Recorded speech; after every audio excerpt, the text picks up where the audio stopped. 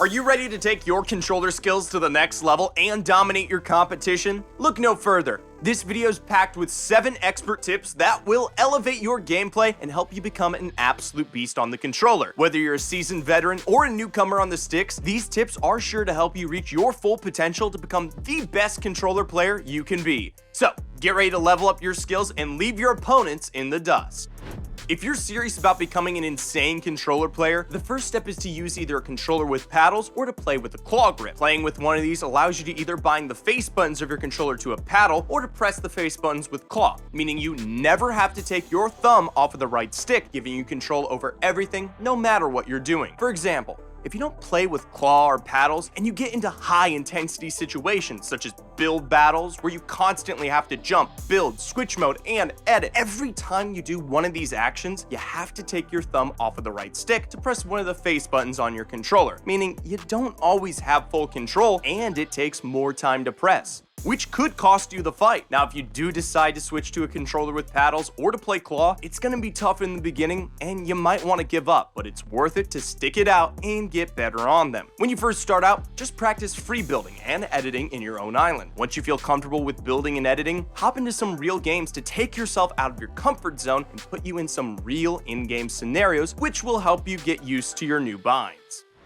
Having a sensitivity that you're comfortable with is a huge part in becoming an insane controller player. A bad habit that you may have is changing your sensitivity way too often. Now, you may think that this is helping you, but in reality, every time you change your sensitivity, you're throwing away all of the muscle memory you had and you're starting fresh. The best thing to do is to choose a sensitivity you feel comfortable on and stick to it, no matter what. Over time, you'll build up a ton of muscle memory on that sensitivity, and your building and editing accuracy as well as your aim will get much better. Now, how do you find the perfect sensitivity for yourself? Take a friend and go into your own creative island. Once you're there, have them stand around 4 to 5 boxes away and get them to run around you. While doing this, you're going to want to track them without aiming down sights. If you're constantly behind them, then you're going to want to raise your sensitivity up a bit until it's much easier to track them. On the other hand, if you're constantly over-tracking them, try turning your sensitivity down a bit until you're not over-tracking anymore. You can do the same test for your ADS multipliers as well and adjust them the same way. When it comes to build and edit multipliers, you can test these out by just free building in your own island. Most controller pro players are in the range of 1.6 to 2.2 build edit multipliers because it's the easiest to control. Anything above or below that range starts to get harder to control and it messes up your crosshair placement while building and editing. While free building, if you notice you're constantly making wide edits by accident or over flicking, try decreasing your multipliers a bit until they feel more comfortable to you. Not having a solid warm-up routine could be holding you back from being the insane controller player you know you can be. All of the top controller pros like Mero, Day, Reet, and Cam have many things in common. One of those being that they all have a warm-up routine that they use when they get on every day to prepare them to play. A good warm-up routine typically lasts around 30 to 40 minutes and focuses on 2 parts, aim and mechanics. Some great ways to warm up your mechanics are through edit courses, Raiders Piece Control Map, 1v1 build fights, and free building in your own island. After you get your mechanics warmed up, it's time to warm up your aim. Great aim in Fortnite is arguably the most important skill to have, so it's very important that your aim's warmed up before you hop into games. To warm up your aim, try Raiders Aim Training Map or 1v1 aim duels. Both of these maps are great to warm up long/short range tracking and shotgun aim. You don't need to use every one of these maps, so choose a few that work for you and toss them into your warm-up routine to become a demon on the sticks.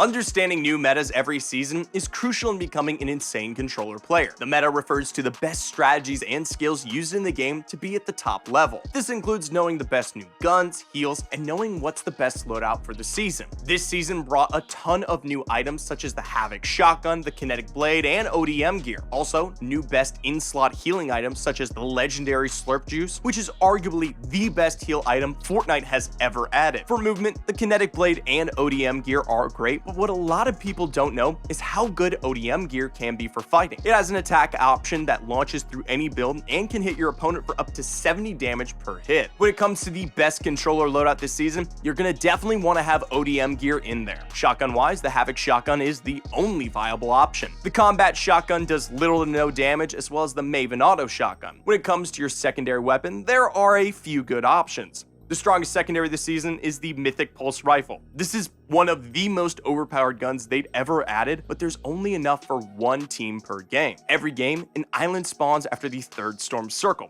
With this item comes a flag that you need to capture, and it drops the mythic pulse rifle and slurp juices. If you can get this, then definitely keep it in your loadout. But more practically, you're gonna want either a twin mag SMG or a high rarity pistol. The twin mags hit for a ton of damage and even has some range to it. The pistol's also great with a fast reload and high damage. For the last spot in your loadout, you're gonna want some minis, splashes, or big pots. Have a loadout like this every game to ensure you have the advantage in every fight you take. Before we get into the next way to improve your game, if you want to become an even better player, you can access all of our courses and bootcamp content for just $7.99. If personalized coaching is more your speed, you'll get 10% off any session with any of our pros. To reach your full potential as a controller player in Fortnite, you're going to need to step out of your comfort zone and try things that you've never tried before, or try things that you struggle with. For example, if you're someone who only plays pubs, start playing some arena games to start playing against better competition. It may not go so well at first, but over time, it will make you a better player. If you're someone who tends to hide until the end game and you don't get too many kills, step out of your comfort zone and start pushing people and going for high kill wins. You may struggle at first, but it's for the greater good. You need to push yourself outside of your comfort zone to reach your full potential.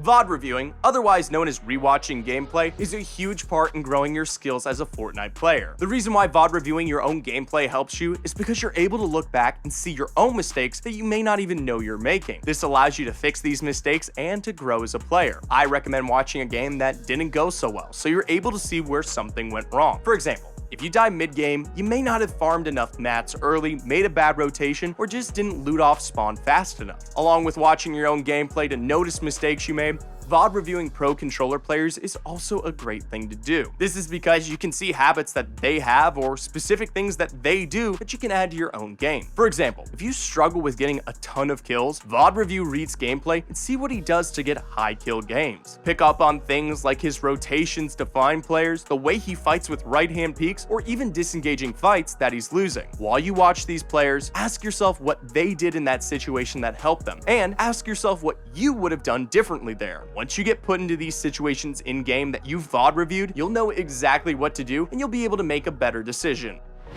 The last tip on how to become an insane controller player is a simple one. You need to train. You need to train things like crosshair placement, piece control, mechanics, and aim. The best way to practice these types of skills in Fortnite is through creative. Practicing these skills through creative allows you to have infinite amounts of repetitions without the stress of losing a game. And if you mess up, the only person who will see it is you. So don't be afraid to try new things. A great way to practice piece control and mechanics is through Raider's piece control map. This map allows you to go through 25 different in-game scenarios where you have to piece control your opponent and secure the elimination. While going through these scenarios, work on consistency in your builds and edits before you work on going fast. The best way to train your aim is with the same maps you use to warm up your aim, which is Raider's aim training map and 1v1 aim duels. The aim training map has a ton of different scenarios you can go through, such as shotgun flicks, close range shotgun, long range and mid-range tracking, and more. While you're in this map, focus on whatever you know that you struggle with. When it comes to 1v1 aim duels, these are a great way to work on close range SMG tracking. As a controller player, being in a box with your SMG should be a pretty familiar situation. With this 1v1 aim duel map, you can set your HP from 1000 to 5000 and hop into a head-to-head scenario where it's just you and your opponent. Focus on controlling your crosshair and always keeping it towards your opponent's head. Train with these maps every day and you're on your way to becoming an insane controller player.